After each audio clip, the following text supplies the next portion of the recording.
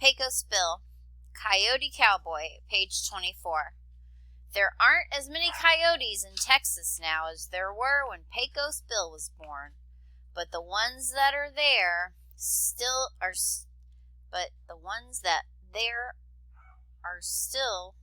do plenty of howling at night, sitting out under the sagebrush like thin gray shadows and pointing their noses at the moon. Some of the cowboys around the Pecos River country claim that the oldest coyotes remember the time when Bill lived with them and are howling because they are lonesome for him. It's not often that coyotes have a boy grow up with them like the one in their own family. Top of page 25. Bill was pretty unusual from the start. When he was only a few days old, he raised such a fuss about having to drink ordinary milk that his mother had to go and take milk from a mountain lion who was raising baby cubs. Bill's mother was rather unusual in her own way. Before Bill was born, she drove off 45 Indian warriors from the family's covered wagon with an old broom handle. So, borrowing milk from a wild mountain lion was no problem for her. Bill had over a dozen older brothers and sisters for playmates, but they were ordinary boys and girls and no match for him. When Bill was 2 weeks old, his father found a half-grown bear and brought the bear home. "You treat this bear nice now," Bill's father said. The bear didn't feel friendly and threatened to take a bite out of Bill. Bill wrestled the bear and tossed it around until the bear put its paws over its head and begged for mercy. Bill couldn't talk yet, but he patted the bear to show that he didn't have any hard feelings. After that, the bear followed Bill around like a big, flat-footed puppy. Pecos Bill's father was one of the first settlers in the West. There was lots of room in Texas, with so much sky that it seemed as if there couldn't be any sky left over for the rest of the United States.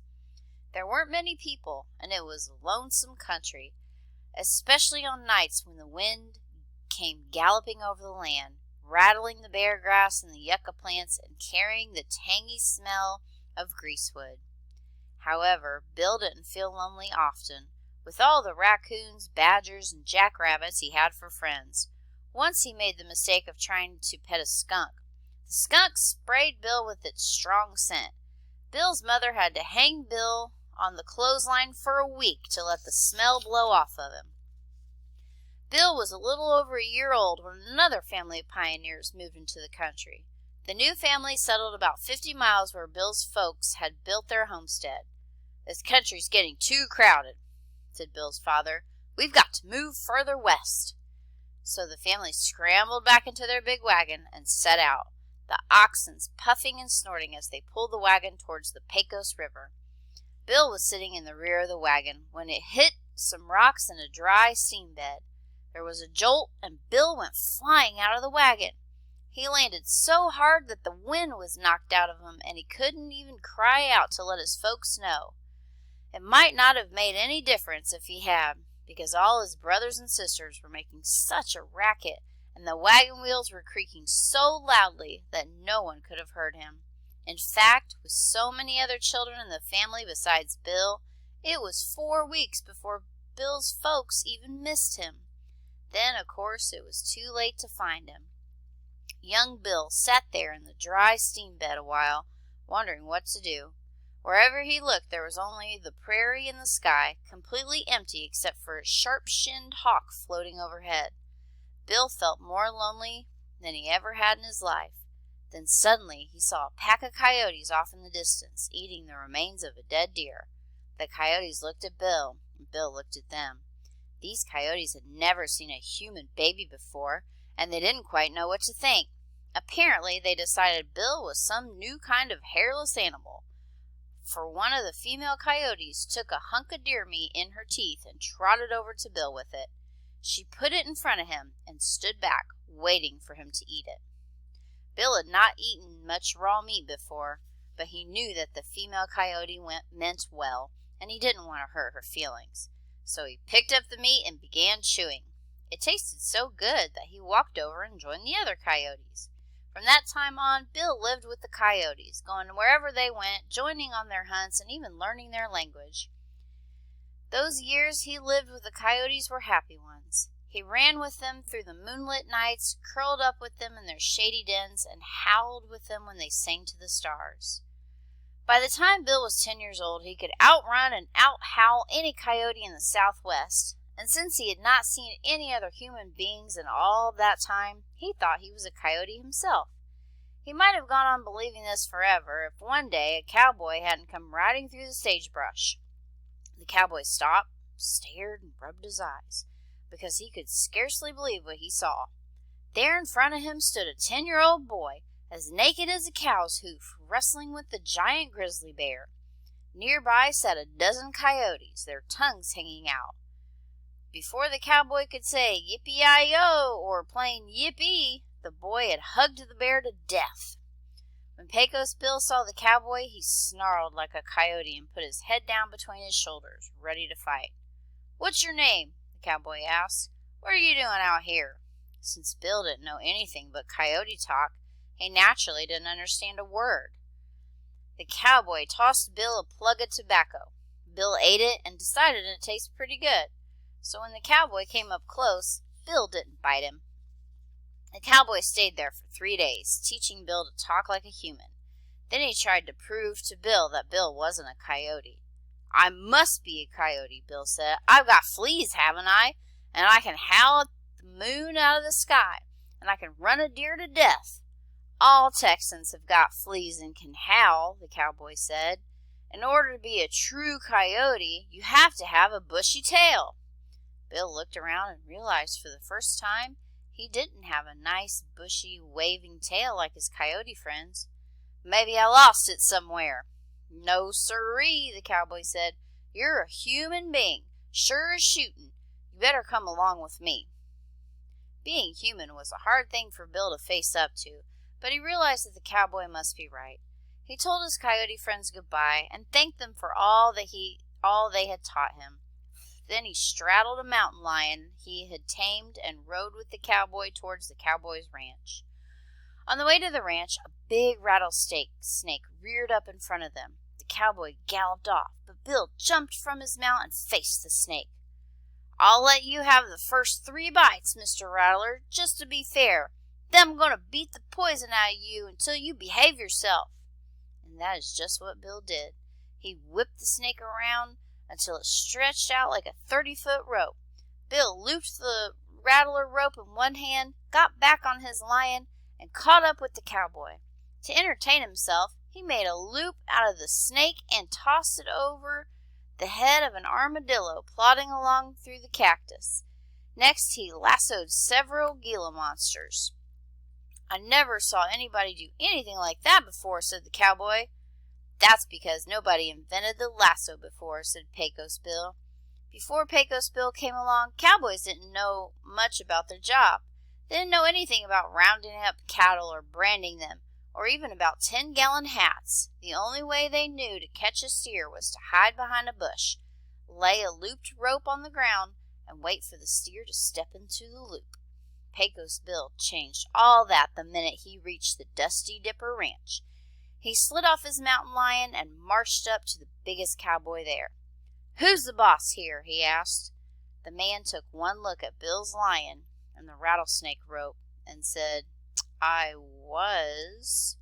Young though he was, Bill took over.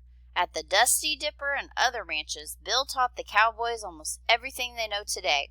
He invented spurs for them to wear on their boots. He taught them how to round up cattle and drive the herds to railroad stations where they could be shipped to market.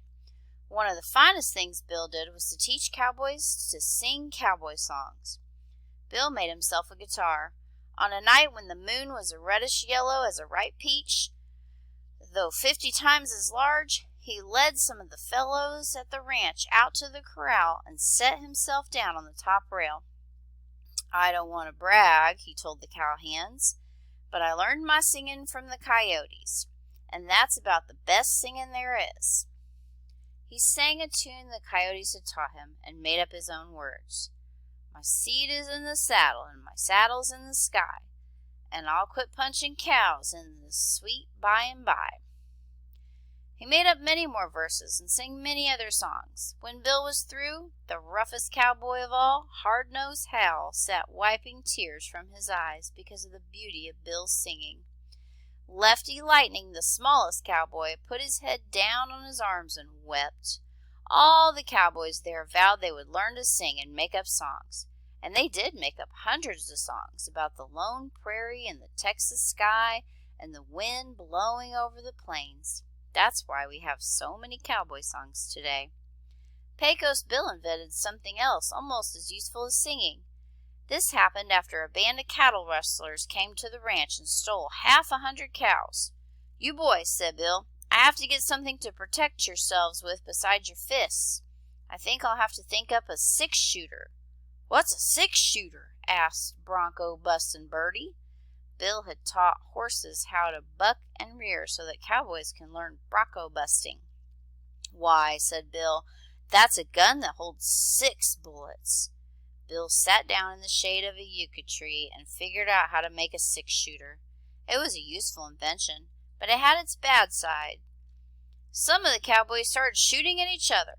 Some even went out and held up trains and stagecoaches. One of the most exciting things Bill did was to find himself the wildest, strongest, most beautiful horse that ever kicked up the Texas dust. He was a mighty golden mustang, and even Bill couldn't outrun that horse. To catch the mustang, Bill had the cowboys rig up a huge slingshot and shoot him high over the cactus and greasewood. When Bill landed in front of the mustang, the horse was so surprised he stopped short, thrusting out his front legs as stiff as barrels. The mustang had been going so fast that his hoofs drove into the ground, and he was stuck. Bill leaped on the animal's back, yanked on his golden mane, and pulled him free. The mustang was so thankful for being pulled from the trap that he swung his head around and gave Pecos Bill a smacking kiss. From then on, the horse was as gentle and as soft as the wind and thatch of Jimson weed. No one else could ride him, however.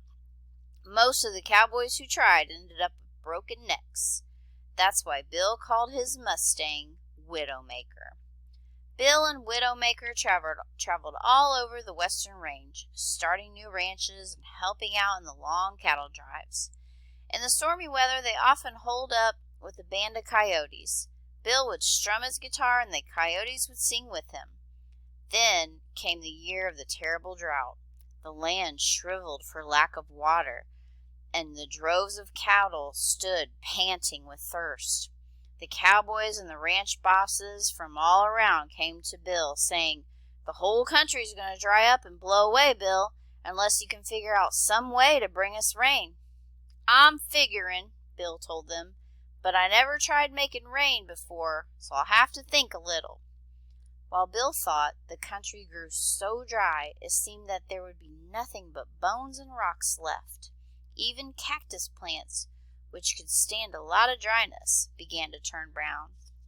The pools where the cattle drank dried up and turned to cracked mud. The sun was redder than a whole tribe of painted Indians. All the snakes hid under the ground in order to keep from frying. Even the coyotes stopped howling because their throats were too dry for them to make any sound. Bill rode around on Widowmaker, catching the clear burning sky and hoping for the sight of a rain cloud.